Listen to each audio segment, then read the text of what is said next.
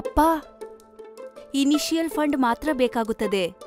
ಮೋದಿಜಿ ಹೇಳಿದ್ದಾರೆ ಮುಂದಕ್ಕೆ ಸ್ಟಾರ್ಟ್ಅಪ್ ತುಂಬಾ ಬೂಸ್ಟ್ ಆಗಲಿದೆ. ಹಾಗಾದರೆ ಮೋದಿಜಿ ಅವರಿಗೆ ಹೇಳಿ ಫಂಡ್ ಮಾಡ್ಲು.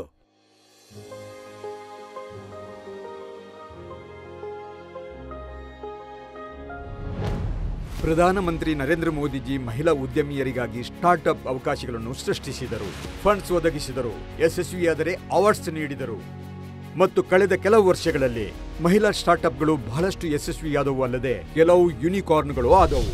ಇಂದಿನ ದಿನಗಳಲ್ಲಿ 48% ಸ್ಟಾರ್ಟ್ಅಪ್ಗಳಲ್ಲಿ ಕನಿಷ್ಠ ಒಂದು ಮಹಿಳಾ ನಿರ್ದೇಶಕಿಯರಿದ್ದಾರೆ. ನಮ್ಮ ಸೊಸೆಯ ಸ್ವಂತ ಸ್ಟಾರ್ಟ್ಅಪ್ ಇದೆ, ನೀವು ಕೂಡ ಮಾಡಲಿ ಬಿಡಿ.